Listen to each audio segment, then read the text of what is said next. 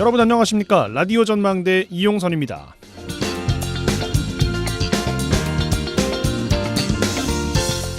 전남 국립의대 신설을 위해서 전남도가 추진한 5인 공동 간담회 결국 연기됐습니다. 전남도와 순천대, 순천시, 목포대, 목포시 장들이 12일에 모여서 합리적 방안을 논의해보자라고 전남도가 제안했었죠. 순천대, 순천시가 불참 선언하면서 간담회는 무산이 불가피해 보였습니다. 그러면서도 과거 전남도가 진행했던 의대 신설 용역 결과를 공개하는 것을 참석 조건 가운데 하나로 내세웠는데, 전남도는 순천대와 목포대 총장이 용역 결과를 확인하고 공개 여부까지 결정하는 것으로 논의의 폭을 넓혔습니다. 그리고 어제 조규홍 보건복지부 장관과 김영록 지사 간 회동에서 조 장관은 전남도가 공모를 통해서 정부에 추천하는 기존 방안을 재차 확인했고요. 순천대와 순천시가 기존 입장을 뒤집고 전남도의 공모에 참여할 것인지, 5인 공동 간담회는 이어질 것인지 아직은 많은 것이 결정을 앞두고 있는 상황입니다. 전남의대라는 명칭으로, 전남권 의대라는 명칭으로 동북권과 서북권의 협력을 이끌어냈던 협치가 다시 한번 재현되길 바랍니다. 오늘 라디오 전망대가 준비한 소식입니다. 지역 소식들 뉴스 브리핑 통해서 들어보고요. 매주 금요일 코너 민원 해결사 YMCA 토론 이어집니다. 잠시 후에 뵙죠.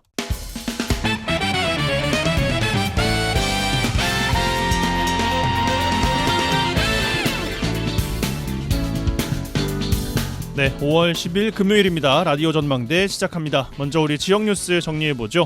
뉴스브리핑 GBS 뉴스의 차범준 편집국장과 함께합니다. 전화 연결돼 있어요. 안녕하십니까? 네, 안녕하세요. 네, 자 여수에서 시작합니다. 여수시가 여수 만흥에서 5천간 도로에 식재되어 있는 이른바 메타세콰이아 나무를 도로 확장을 이유로 벌목하기로 결정하면서 논란이 되고 있다고요? 네, 여수시가 여수 만흥에서 5천간 도로 확장 공사를 추진하면서 이 망향로 도로변에 가로수로 식재되어 있는 이 메타세코이아 나무 수십 그루를 베어내기로 하면서 논란이 되고 있습니다. 여수시는 도로 공사를 진행하려면 해당 가로수를 불가피하게 베어낼 수밖에 없다는 입장이고, 지역 일부에서는 보존 방법을 찾아야 한다는 입장입니다. 보도에 따르면 공사로 벌목 위기에 놓인 해당 수목은 이 만흥에서 오천 망향로 2차선 도로 양쪽에 식재된 나무로 총 222그루 정도가 심어져 있는데, 이 공사 구간에 해당하는 나무는 118그루로 이 중에 67주가 벌목 위기에 놓여 있다고 합니다. 여수시는 새 도로 구간에 포함되지 않은 메타세코이아 나무는 그대로 두고 이 포토존 등을 설치해 시민들이 이용할 수 있는 휴식 공간으로 보존한다는 계획인데, 이 도로 공사 구간에 포함된 일부 수목은 베어낼 수밖에 없다는 입장입니다. 해당 수목 수령이 40년 이상으로 생장이 빠른 메타세코이아 나무의 특성상 나무 높이가 15m에 이르는 거목으로 성장했는데요. 여수시는 산림과 가로수위원회에 사전 심의를 거쳤고 해당 구간의 수목을 베어내기로 했다는 입장입니다. 수령이 오래된 나무고 시민들에게 친숙한 나무를 도로공사로 베어내야 되는 상황, 좀 안타깝기도 한데, 수목은 해당 수목이 이식이 어려워서 도로공사 구간을 변경하지 않으면 나무를 살리기가 어렵다면서요? 네, 여수시가 추진하고 있는 만흥 5천 도로의 확포장 공사는 올 1월부터 오는 2027년 1월까지로 도로 길이가 780m, 폭 21m로 총 166억 원의 사업비가 투입된다고 합니다. 여수시는 해당 구간의 메타세코이아를 원래 모두 벌목하는 것으로 방침을 정했지만, 지역 언론이나 시의회 등에서 살리는 방안을 고민해야 된다는 지적 끝에 최대한 살리는 쪽으로 고민하고 있다는 입장인데, 결국 일부의 수목은 벌목이 불가피하다는 입장입니다. 메타세코이아 나무 벌목과 관련해 지역 일부에서는 현행 2차선을 그대로 보존하고 새롭게 4차선 도로를 개선하거나 또는 인근 지역에 이 별도의 군락단지를 조성해 수목을 옮겨 심는 등의 방법을 찾아야 한다는 입장입니다. 또한 여수시의 기후변화협약 당사국 총회 유치 정신에 반하고 수목을 이전하기 위해서는 시민공청회가 필요하다며 수목 벌목에 반대 목소리를 내고 있습니다. 지역 일부의 반발에 대해 여수시는 언론을 통해 해당 메타세코이아 수목은 지름이 50cm 이상으로 이 비용을 들여 나무를 옮겨 심어도 대부분 죽을 가능성이 높아 옮길 장소도 마땅치 않고 지금으로서는 벌목이 불가피하다는 입장입니다. 예, 뭐 도로 개통하고 나무도 살리는 상생의 방법을 찾기가 쉽지 않아 보이는데요. 안전하게 나무를 옮겨 심을 수 있는 좋은 방법이 좀 나왔으면 하는 마음은 지을 수가 없네요. 자, 지켜보는 것을 하고 광양으로 가겠습니다. 포스코 교육재단 산하 중학교와 고등학교 학생들이 학교 시설 노후화로 인해서 열악한 교육 환경에 처해 있다고요? 네, 포스코 교육재단 학교인 광양제철중학교와 고등학교 학생들이 최근 열린 정인화 광양시장과의 시민과의 대화에서 학교 시설 노후화에 따른 광양시의 지원을 요청했습니다. 이 포스코 교육재단 산하학교로 예전에 전국 최고의 교육 환경을 자랑해오던 이 광양제철중학교와 고등학교가 학교 시설 노후화로 지자체에 지원을 요청하는 상황인데요. 광양제철중학교와 고등학교는 최근 3년 동안 이 포스코가 교육기금을 출연하지 않아 시설 개선이 어려워진 탓이라고 합니다. 학생들은 정인화 시장에게 학교 앞 도로 정비와 학생들이 이용하는 체육시설 등에 대한 지원을 건의했는데요. 학교 측은 포스코가 교육재단에 출연금을 출연하지 않고 있어 재단으로부터 내려오는 돈이 적어 학교 운영에 어려움이 있다는 입장입니다. 포스코와 포스코 교육재단에 따르면 지난 2022년까지 포스코가 교육재단에 출연하는 금액은 2022년 이후에는 출연기금이 전혀 없는 것으로 확인되고 있는데요. 한때 포스코는 재단 출연금이 매년 300억 원을 넘었을 때도 있었고 이 마지막 지원 시기는 2021년 70억 원까지 감소했다고 합니다. 예, 포스코 창립 회장이죠. 박태준 회장께서 평소 주창했던 제철 보국, 교육 보국이란 말이 이제는 광양에서는 좀 사라진 것 같습니다. 네, 광양제철중고등학교의 교육재단 출연금 중단과 관련해 포스코는 언론을 통해 그동안 꾸준한 출연으로 인해 학교의 재정 자립도가 올라 학교 운영에는 문제가 없고 또 해당 학교에 재학하는 직원들의 자녀 비율이 40%까지 줄어들어 당초의 지원 취지가 감소했다는 입장입니다. 보도에 따르면 현재 광양제철중학교와 고등학교는 현재 재단이 지원하는 20억 원과 지자체와 교육청 지원금, 학비 등을 합쳐 학교를 운영하고 있지만 이 부족한 예산으로 사실상 학교 운영을 제외한 시설 개수나 보수는 어려운 실정이라고 합니다. 이 포스코의 교육재단 출연금의 출연 중단으로 학교 측은 1인당 학비를 700만 원까지 올렸지만 이 노후화된 화장실 등을 수년째 수리하지 못하고 있고 또 전남 드래곤즈 유스 축구팀인 광양제철고등학교 축구부의 숙소도 이 누수 문제를 해결하지 못해 벽지에 곰팡이가 피는 등 열악한 환경에 처해 있다고 합니다. 정인화 광양시장은 예전에 해당 학교에 시에서 책상과 걸상 등을 지원한 사례가 있는 만큼 교육 환경 개선 사업비로 지원이 가능한 부분이 있는지 검토해보고 교육지원청과 협의해 불편한 점이 없도록 해소하겠다는 입장을 밝혔습니다. 예, 알겠습니다. 자, 마지막 소식 고흥으로 가겠습니다. 고흥군 공무원이 수억 원대의 공공근로사업 수당을 횡령한 혐의로 재판에 넘겨져서 무리를 빚고 있습니다. 최근에 감사원이 해당 공무원에 대해서 해임 처분을 요구했어요. 네, 어제 감사원이 고흥군의 공공근로 일자리 담당자인 직원 40대 A씨가 일자리 사업에 참여하지 않은 사람의 인건비를 사업에 참여한 것처럼 허위로 청구하는 수법으로 모두 61차례에 걸쳐 3억 3천만 원을 횡령한 것으로 확인됐다며 고흥군청에 해당 공무원에 대해 해고 처분을 요구했습니다. 감사원은 해당 공무원의 해고 처분과 함께 고흥군 관련 부서의 관리와 감독 소홀이 확인됐다며 역시 주의를 촉구했습니다. 예, 어려운 처지에 놓인 주민들에게 돌아가야 할 공공근로 일자리 사업 인건비 중간에서 공무원이 가로챈 겁니다. 고양이에게 생선을 맡겨둔 꼴이 아닌가 싶었어요. 네, 감사원의 감사 결과 해고 처분을 받게 된 고흥군 공무원 A씨는 사업비를 지출하는 과정에서 이 지방재정관리 시스템에 자신과 자녀의 이름, 계좌를 입력해 인건비를 지급받았다고 합니다. 해당 공무원은 가로챈 돈을 신용카드 대금 결제나 이 가족들의 고급 차를 구입하는 비용, 또 개인 모임의 회비 납부 등 개인적으로 사용한 것으로 드러났습니다. 해당 공무원은 지난해 감사에서 사업비 횡령 사실이 적발되자 직위 해제된 상태로 횡령 금액은 일단 반환한 상태인데요. 검찰은 해당 공무원에 대해 사기 혐의로 불구속 기소를 한 상태입니다. 예, 뭐 이번 사례를 계기로 타 지자체에서도 유사한 사례가 없는지 전수조사도 필요해 보입니다. 뉴스브리핑 GBS 뉴스의 차범준 편집장과 함께했어요. 고맙습니다. 네, 고맙습니다.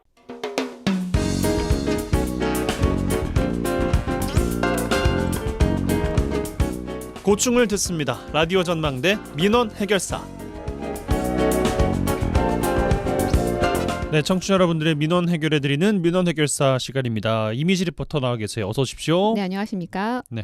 자, 여수 곳곳에 시민들의 편의를 위해서 공영 주차장이 있습니다. 그런데 시설들이 제대로 관리되지 않고 있어서 시민들의 민원이 발생하고 있다고요? 네, 오늘 민원이 제기된 여수시 공영주차장은요, 여수 소방서 뒤편에 있는 학동 3주차장과 여수 우체국 앞에 있는 흥국로 노상 주차장입니다. 예. 이 두 주차장은 인근의 시장이나 공원, 상가가 밀집돼 이용하는 차량이 많은 편입니다. 그런데 시설 미흡으로 불편이 생기고 있는데요. 네. 먼저 우체국과 진남시장을 끼고 있는 흥국로 노상 주차장의 경우에는요, 이 몇 달 전부터 저희에게 민원이 들어왔었습니다. 이 주차장은 노상 주차장으로 주차 관리는 없애고 바닥 제어 장치를 이용한 무인 기계식 시스템을 도입했습니다. 그런데 얼마 전부터 이 시스템이 운영되지 않으면서 꼼수 주차를 하는 차주들이 발생하고요. 네. 시장이나 우체국을 이용하려는 시민들의 불편을 겪고 있다고 합니다. 시민들 얘기 먼저 들어보시죠. 진짜 좀 빨리 시정을 했으면 좋겠어요. 뭐 출근했다 퇴근할 수도 있는 거고. 그러니까 붙박이가 돼버린 거예요. 그러면 이제 진짜 시장이랑 은행이랑 잠깐 일 볼 사람들이 활용을 못하죠. 자리가 없어서. 계속 돌다가 자리는 안 들어오고 그러는 거죠. 이게 옛날식으로 아니면 사람이 뭐 돈을 받든지 뭐 그래야 되는데 그런 것도 없이 이런 식으로 다 고장나 있거든요.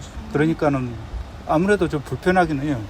주차장이나. 시장만 보고 많아야 30분. 근데 이걸 고장 안 나게 돈을 그냥 편하게 냈으면 하루에 안 세울 거 아니에요. 근데 고장 나놓으니까 나도 그게 의문스럽더라고요. 이제 지금은 고장이 나서 돈을 다 안 내니까 오래 주차하잖아요. 그래서 그게 내가 보기에는 문제가 되는 것 같아요. 어느 날 갑자기 올라오지도 않고. 지금은 오류예요. 그러면 또 저쪽에 가세요. 요거 올라오기 전에 며칠은 나가 공짜로 다녔어. 모르고 이거 안 오르구나. 이상하다 안 오른다 그러고 그냥 아이고 얼른 나오기 전에 얼른 가자 그러고 도망가. 예, 이 무인 주차장 경우에는 무료 주차 시간이 지나면 바닥에 제어 장치가 올라와서 차량이 나갈 수 없는 시스템인데 이게 네. 작동되지 않아서 무용지물이다 이 말씀이시네요. 네, 이 바닥 제어 장치를 자세히 살펴봤더니요. 예. 올라오는 제어 장치가 작동이 되지 않도록 양면에 못을 고정해 놓았습니다. 안 하고 있는 거네요, 그러면? 그러니까 사용이 안 되고 있는 게 아니라 고의적으로 안 하고 있는 겁니다. 예전에는요, 이 주차비 결제를 할 때요, 정상기에 주차칸 번호를 누르면 입차, 출차 시간과 결제 금액이 나왔습니다. 예. 지금은요, 이 번호 누르는 것도 없이요, 시간대별로 다 5개 항목이 있습니다. 이용 시간이 30분 이하, 뭐 30분에서 1시간 이렇게 30분 단위로 있는데요. 결제자가 알아서 입력을 하고 계산을 하는 겁니다. 이렇다 보니 주차 시간보다 결제는 적게 하는 꼼수 주차를 이용한 차량이 늘어나면서요. 이 간단하게 시장이나 공공기관을 이용하는 시민들은 주차를 위해서 주차장 인근을 뺑뺑 돌 수밖에 없는 겁니다. 예. 그러니까 예를 들어 뭐 4시간 주차했는데 저는 30분 이하 했어요. 그럼 나가버리시는 거죠. 그러니까 4시간 동안 주차는 다 해놓으시고. 그렇죠. 예. 저희가 이 부분을 여수시에 문의했는데요. 현재 흥국로 노상 주차장의 경우는요. 주차업체가 위탁 관리를 하고 있어서 관리 상황을 모르고 있는 상황이라고 합니다. 예. 뭐 위탁이라고 해서 몰라도 되는 건 또 아니니까요. 네. 또 다른 민원이 제기된 곳으로 가보겠습니다. 여수 학동의 3주차장, 주차장 입구에서부터 운전자들을 헷갈리게 하는 시스템이 문제라고요? 네, 학동 3주차장은요. 4층으로 된 타워 주차장입니다. 네. 이런 타워 주차장은 주차장을 진입하는 입구에 층마다 주차 가능 대수 여부를 나오는 이 전광판이 있습니다. 맞아요. 예. 그런데 이 숫자가 맞지 않아서 운전자들이 당황해 하고 있는데요. 제가 이 제보를 받고 한 달 전부터 이 길을 지날 때마다 수시로 가봤습니다. 근데 맞는 날이 없었습니다. 숫자가 안 맞아요? 네, 오늘도 제가 오전 오후로 다녀왔는데요. 오전에는 1, 2, 3층이 모두 만차였습니다. 그런데 2층에는 3대, 3층에는 무려 12대가 주차할 수 있는 칸이 남아 있었습니다. 왜 그러죠? 오후에도 그게 맞지 않았습니다. 이렇다 보니 운전자들은 가능 대수를 보고 들어왔다가 만차된 상황을 보고 어렵게 차를 돌려서 나와야 하는 상황이 벌어진다면서 이 전광판 현황을 믿을 수 없다고 얘기하고 있습니다. 제가 매일 오는데 거의 하루도 안 빠지고 거의 매일 오거든요. 근데 만차라고 써져 있는데 자리가 있는 경우가 많아요. 그래서 요즘에는 만차인데도 들어갑니다. 네, 좀 황당하게 자리가 있다고 나왔는데도 주차할 때는 없을 때도 있어요. 이게 믿을 수 있는 건지 없는 건지.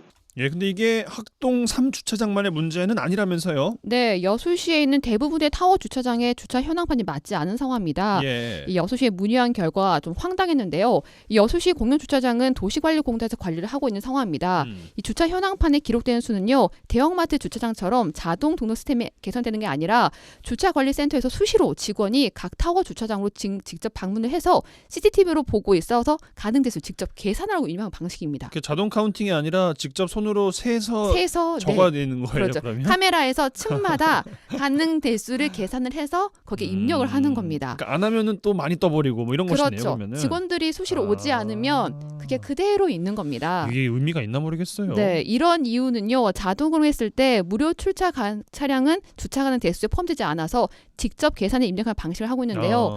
이 자동 등록 시스템은요. 현재 여수시와 협의해서 예산을 반영해 도입할 계획을 갖고 있지만 언제일지는 아직 미지수입니다. 예, 알겠습니다. 자, 민원의 결사 이미지 리포터와 함께했어요. 고맙습니다. 네, 감사합니다.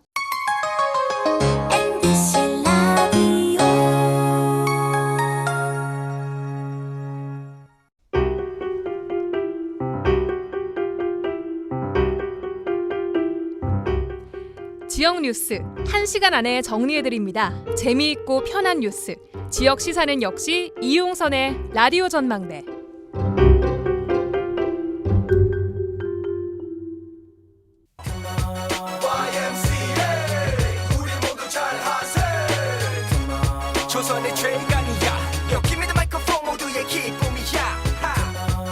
더 이상 짜고 치는 고스톱은 없다. 우리도 대본 없이 토론한다. 지역 대표 스피커 두 분과 함께하는 YMCA 토론 시간입니다. 매주 금요일 시간 또 이번 주도 훌쩍 지나가서 두 분과 함께하겠습니다.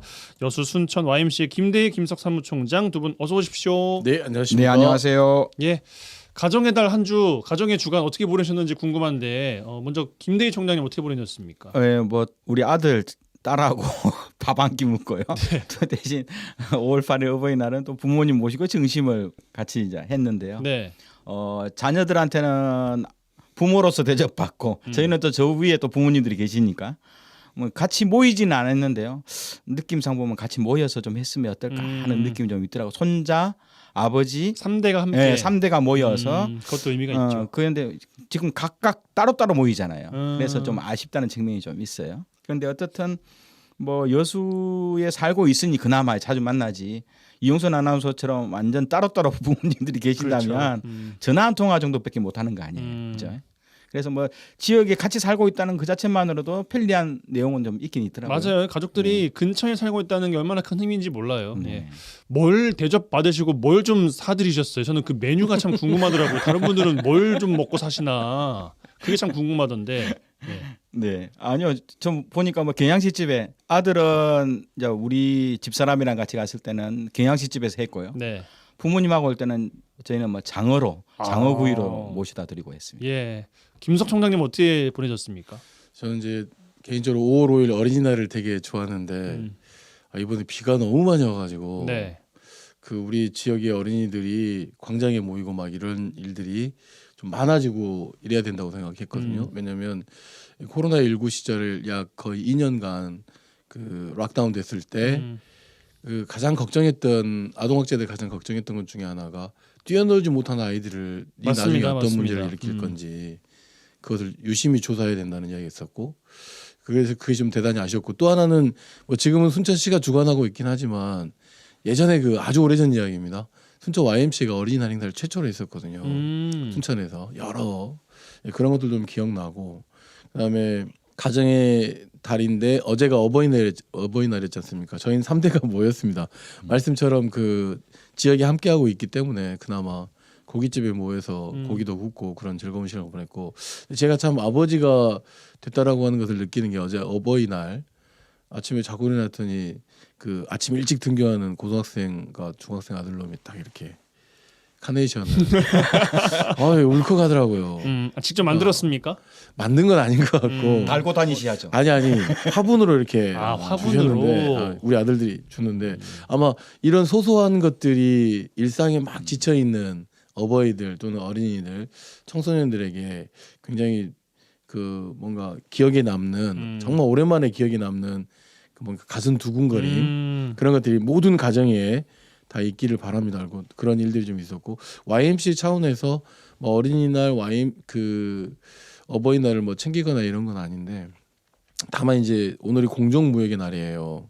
그래서 우리 노플라스 카페 이미경 팀장이 공정무역의 날을 맞아서 이 행사를 지금 유익한 상점도 공정무역을 굉장히 좀 장려하는 곳이거든요. 노플라스트 카페, 유익한 상점, 전라남도에서 지금 유익한 상점에서 오늘 공정무역의 날 행사를 잘 치렀습니다. 그래서 그런 어떤 의미 있는 일도 있으니 곳곳에 그런 의미 있는 일에 같이 함께 좀 동행도 좀 해주시면 고맙겠습니다. 예, 김대희 총장님 뭐 그 밥 메뉴 말고 뭐 근황 또 안 여쭤봤습니다. 네네.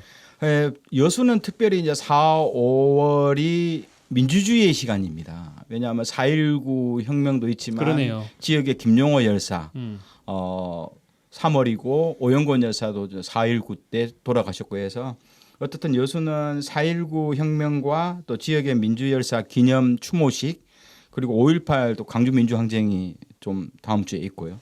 이러면서 민주주의를 생각하는 시간인데 여수가 지금 YMC를 중심으로 여수 민주화운동 계승사업회를 준비를 해서 올 10월 달에 올해 10월 하반기에 정식 법인 출범을 할 예정이거든요. 예. 그래서 우리 학생들과 또 시민들 대상으로 민주주의 시민교육들을 준비하면서 지금처럼 민주주의가 소중하게 느끼는 그런 뭐 기회도 없었는데 최근에 지역사회에서 이렇게 민주주의 영역을 좀 새롭게 확립하는 그런 시간들이 바로 5월 달이기도 좀 합니다.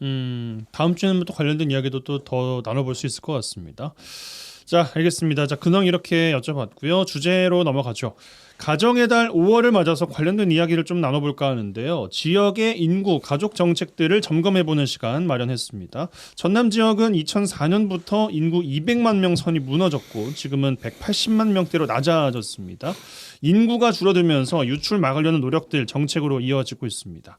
뭐 인구 이야기하면 여러 가지 우리가 이야기할 게 너무나 많기 때문에 뭘 좀 이야기하나 싶은데 결혼, 출산, 주거, 뭐 노후, 뭐 인간이 살아가기 위한 여러 가지 정책들이 다 포함될 수 있을 것 같아요. 과연 촘촘하게 잘 돼 있는지 보완해야 될 것은 없는지 여러 가지 좀 나눠보겠습니다. 어떤 총평 먼저 좀 주실지 김대희 총장께 먼저 드릴까요? 네, 뭐 우리나라의 그 학계 출산율은 우리가 익히 알다시피 0.72명. 아마 0.6으로 내려갈 거다는 이야기가 있는데 이건 극단적으로 전 세계적으로 유례가 없는 내용이라서 주요 외신이라든가 주요 선진국들은 우리나라의 인구 정책, 출산 정책을 가장 눈여겨보고 있거든요. 왜냐하면 지금 현재 유럽 선진국도 1.5명 정도 되거든요. 바로 4, 5년 이후에는 이들의 이야기가 0.대로 떨어지거든요. 매년 보니까 선진국도 한 15%에서 20% 정도 인구 출산율이 인구가 감소하기 때문에 이건 남일이 아니라고 보는 거죠. 한국의 모습은 5년 이후에 자기 나라의 모습이 되기 때문에 우리나라의 이 인구 출산 정책들을 가장 눈여겨보는 측면이 있는데요.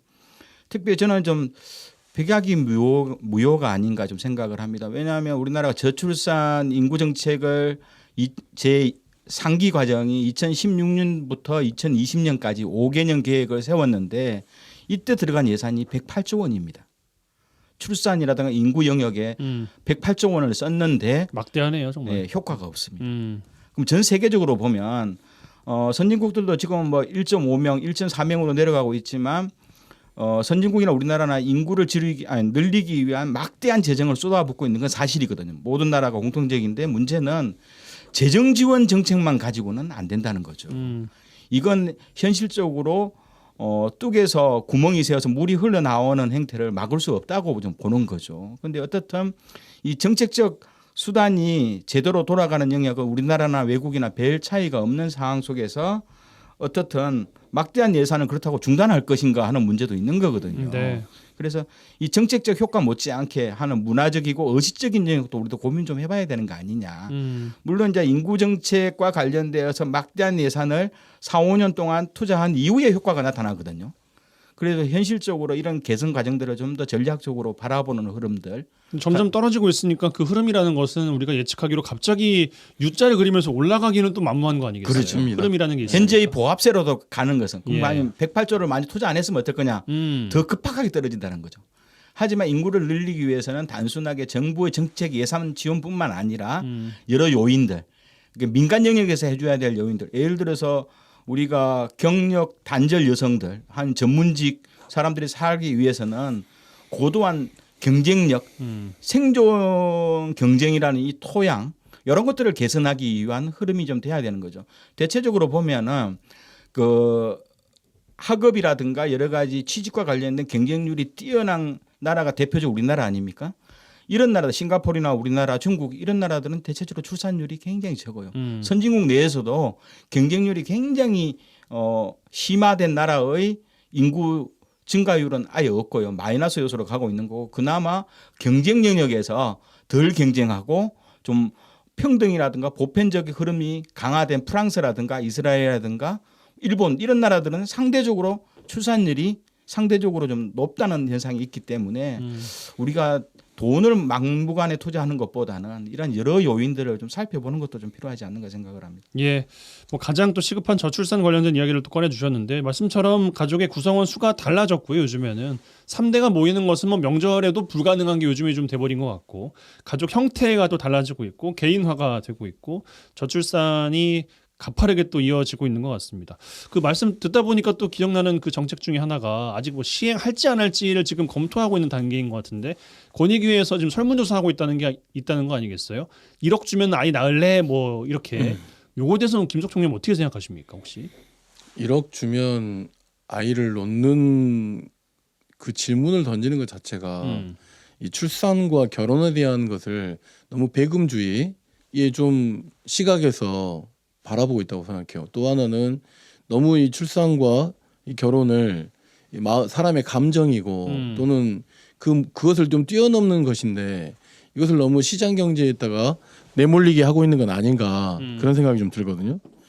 그러니까 무슨 이야기냐면은 일단 저는 이런 질문 자체가 굉장히 위기를 강조하고 있고 문제의식 해결되지 못한 문제를 사회적으로 좀 전염시키고 있다고 그런 생각하거든요. 설문하는 것 자체가 네네. 예. 무슨 뜻이냐면 이것보다 먼저 선행해야 될 것들은 전 세계에서 결혼과 출산율이 우리나라처럼 낮았거나 아니면 높았다가 굉장히 주기별로 30년 또는 뭐 10년, 20년 주기별로 낮았던 것들을 좀 극복한 국가의 사례나 아니면 극복한 국가의 사례가 아니라고 한다면 도시의 사례나 아니면 어떤 공동체의 사례나 이런 것들을 좀 적용하고 배우기 위한 자세가 먼저 나와야 되는데 마치 1억 주면 어떻게 하겠습니까? 1억 주면 아이를 출산할 수 있느냐 이 안에는 많은 이야기가 포함되어 있지만 이게 지난번에 이 관련된 비슷한 질문을 현 국회의장이었던 사람한테 했더니 대통령 단임제가 문제여서 출산율이 떨어진다.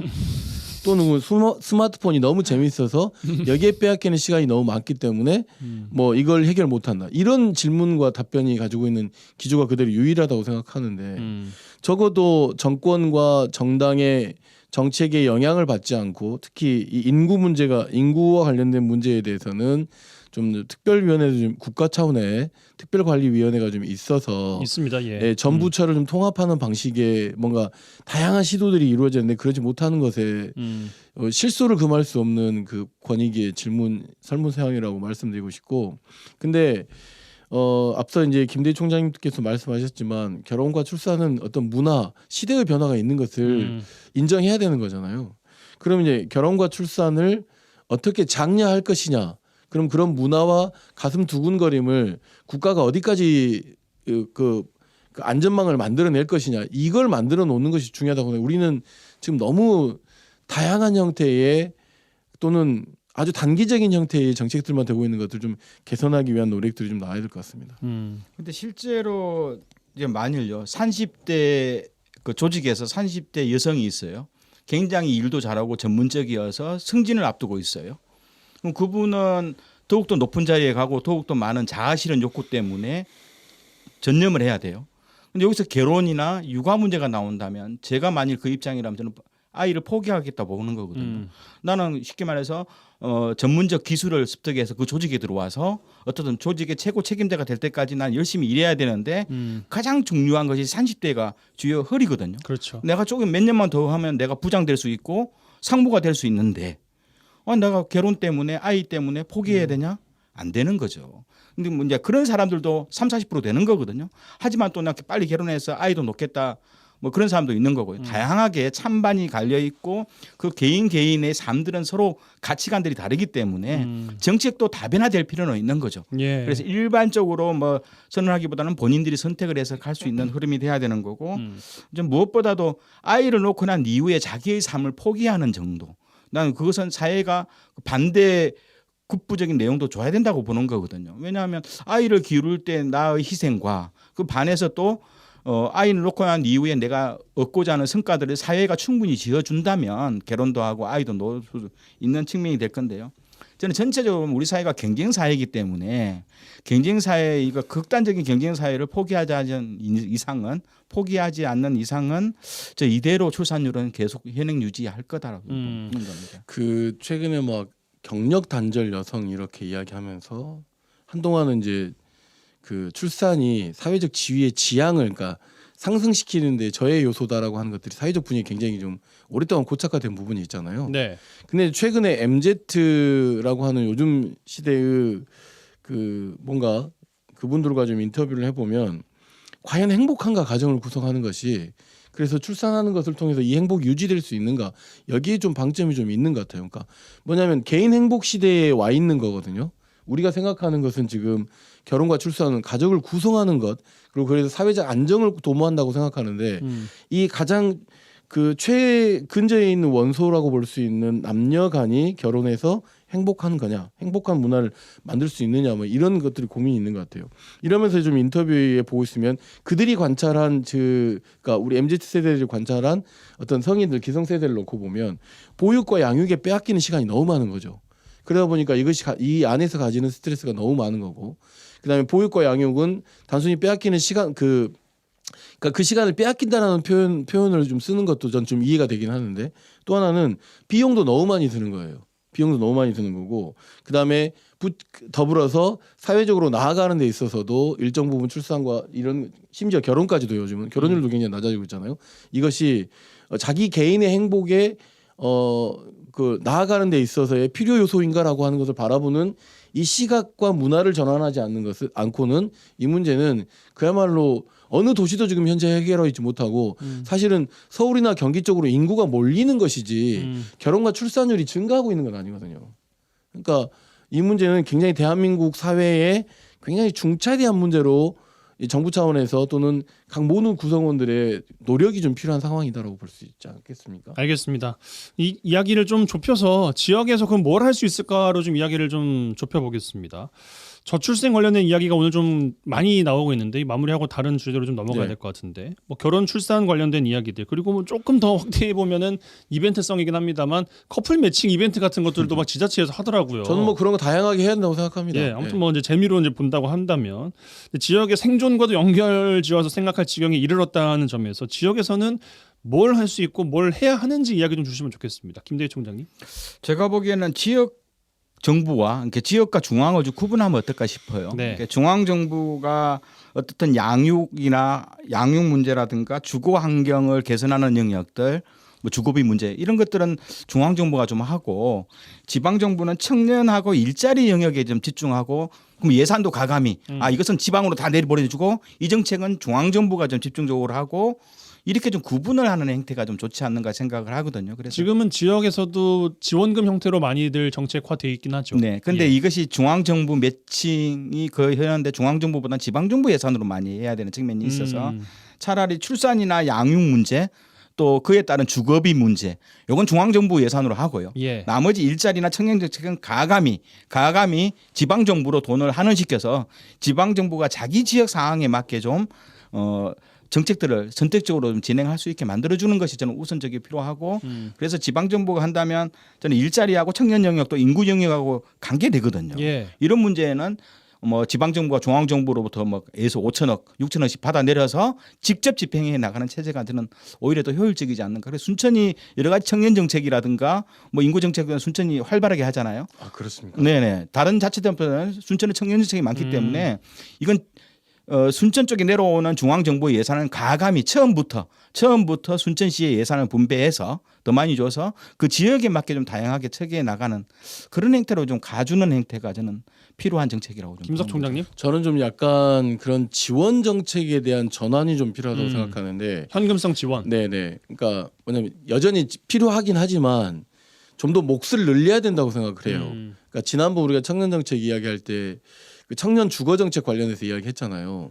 그러니까 청년들이 살 수 있는 주거 공간을 만드는 정도까지는 지방자치단체가 할 수 있는 것 같아요.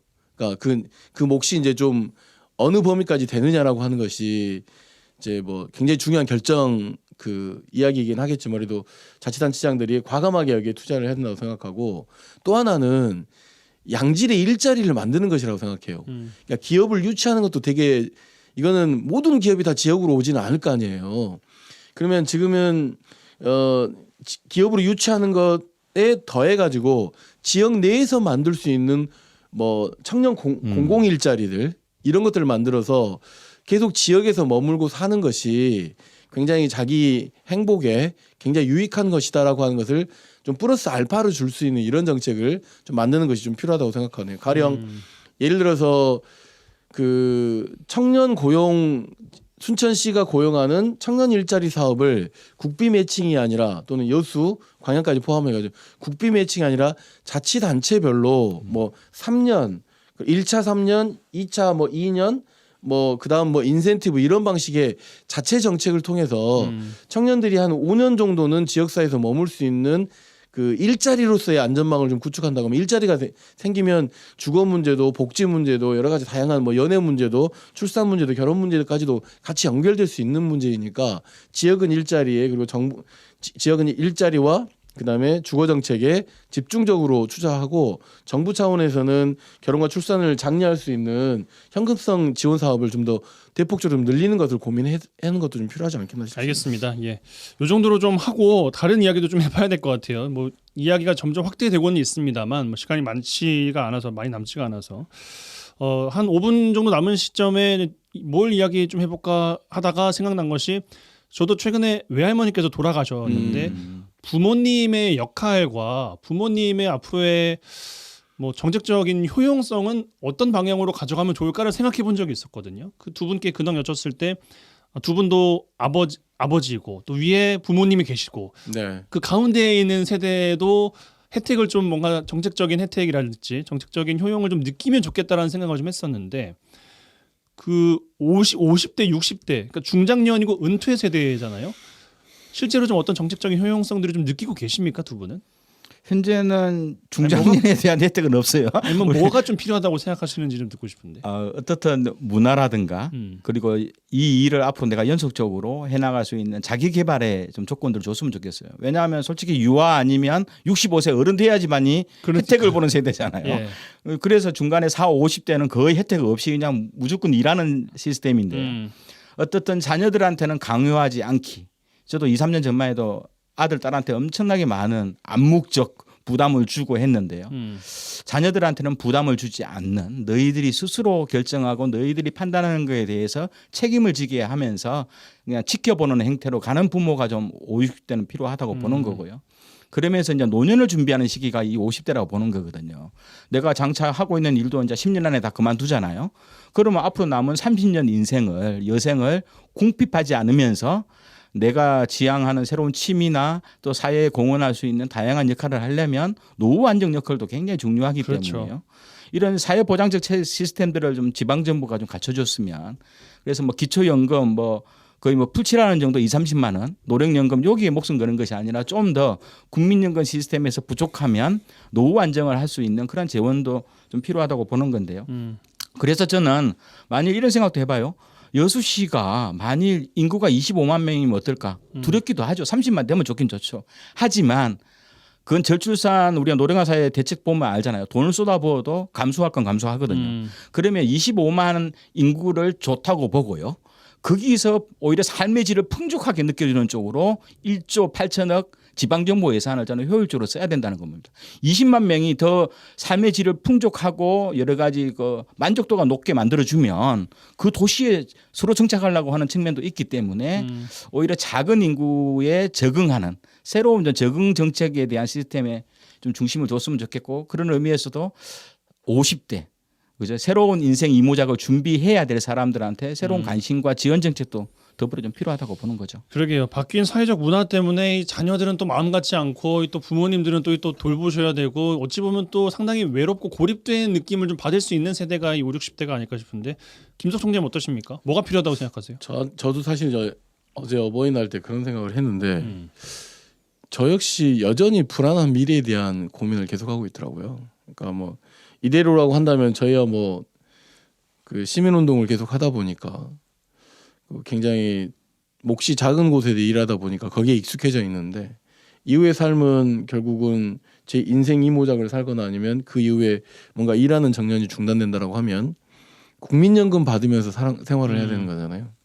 이제 거기서 오는 약간의 좀 불안함이 있는 거죠. 혹여라도 자식들에게 피해가 되면 할 텐데 자식에게 득이 되는 부모는 안 되더라도 적어도 그러니까 그런 고민을 한다는 거죠. 왜 자식에게 득이 되느냐 피해가 되느냐 이런 고민을 하고 있는 상황들이 너무 좀 사회적 어떤 문제 이슈에 대항할 때의 어떤 투쟁력과 과감함과 이런 것을 떠나서 굉장히 거기서 오는 사실은 좀 좌절감들이 있습니다. 왜냐하면 저희 선배들의 어떤 그 뭐 그런 모습들도 있고 그래서 뭔가 다양하게 제 개인적으로는 사회에 기여한 사람들에 대한 나름대로 안전보장. 그러니까 이건 다른 한편에서는 출산과 결혼과도 연관될 수 있다고 보는데 사회를 구성하는 모두에게 이런 안정감을 주는 사회. 이런 것들을 만들기 위한 노력들이 좀 필요하다고 생각하고 먼저는 정치 안정, 그다음에 정책의 지속성 이런 것들이 좀 계속 유지돼야 되는데 국가가 불안하니까 개인의 삶들도 좀 불안해지는 건 아닌가라고 하는 그런 생각을 아주 좀 잠시 좀 했습니다. 근데 현실적으로 지금 이제 40대, 50대 우리 세대가 어떻게 보면 우리 한반도 역사 속에서 가장 물질적으로 풍요한 세대였거든요. 그러면 우리 자녀들 현재 20대 자녀를 둔 특히 20대들은 가장 가난한 시기가 되는 출발하는 기점이거든요. 지금 40대는 사실상 저희도 살면서 부모님 도움 받아서 집도 사고 예를 들어서 뭐 궁핍하지 않게 살아갔는데 과연 우리가 우리 자녀들을 위해서 우리 부모님이 나한테 해줬던 것처럼 해줄 수 있을까? 저는 못 해준다 보는 거거든요. 그러면 이제 우리 아이들은 20대 아이들은 스스로가 이제 집도 사야 되고 스스로가 움직여져야 되는데 결국은 이 물질적인 불평등의 문제들 부모 세대는 풍족함을 누렸어요. 그런데 우리 자녀 세대는 가장 이제 가난하게 살아가야 될 세대라서 청년들이 더욱더 기존 성인 문화에 대해서 거부 의식이 좀 있는 거 아니냐. 그래서 나는 결혼도 안 할래요. 나는 애도 안 낳을래요. 왜? 부모님들 누렸던 그 물질적 풍요와 삶을 살려면 나 도저히 결혼하면 불행해질 거고서 이런 말 하니까 답이 너무 불행하고 암울한 이야기 그만하시죠. 이 방송을 통해서 뭔가 희망과 대안을 이야기하시죠. 시간이 끝났어요. 대안 이야기할 시간은 없을 것 같습니다. 아무튼 뭐 오늘 주제를 꺼낸 것이 다소 좀 막연하기도 하고 폭이 넓어서 어떻게 좀 풀어가야 되나 생각이 좀 들긴 들었었는데 그냥 한 가지만 남았으면 좋겠다라고 생각하면 그냥 각 세대의 구성원들 주체들이 다양하게 있을 수 있지 않겠습니까? 네네네. 뭐 조부모님이면 조부모님 아니면 뭐 자식 세대면 자식 세대 각 세대별로 좀 감정 이입이 돼서 그 세대의 마음을 좀 읽어보는 시간이 좀 됐으면 좋겠다라는 취지에서 좀 마련된 시간이라는 말씀을 드리면서 뭐 정리하는 말씀을 좀 해주시겠습니까? 그러면 그럼에도 불구하고 행복이라고 하는 키워드와 그다음에 미래와 희망이라는 키워드가 우리에게 있다고 하는 것 그렇기 때문에 개인 행복 그다음에 사회적 행복 가족의 행복 이런 것들을 만드는데 각자의 구성원의 좀 노력이 좀 필요한 것 같습니다. 국가가 할 일, 정부가 할 일 아니 자치단체가 할 일, 그다음에 가정이 할 일들을 통해서 만들어내는 것이 좀 필요할 것 같습니다. 김대희 총장님, 자녀들을 우리가 잘 이해하는 부모, 그러면서 새롭게 사회가 포용되고 연대하는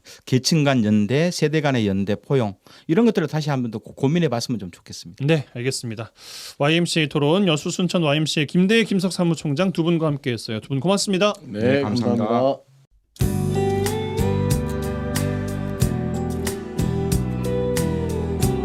네, 5월 10일 금요일 라디오 전망대 오늘 준비한 소식은 여기까지입니다. 오늘도 이번 주도 고생 정말 많으셨습니다. 가족의 달 이번 주에 여러 가지 이벤트들 많으셨죠. 챙기시느라고 또 마음도 쓰시느라고 이번 주 한 주 더 고단하시지 않았을까 싶은데요. 끝곡과 함께 또 준비를 해봤습니다. 마무리 잘 하시라고 동물원의 널 사랑하겠어 띄워드립니다. 이 노래 들으시고 오늘 그리고 주말 마무리 잘 하시고 푹 쉬시고 다음 주 월요일에 다시 뵙죠. 이용선이었습니다. 사랑이 너의 가슴에 전해지도록 아직도 나의 마음을 모르고 있었다면은 이 세상 그 누구보다 널 사랑하겠어.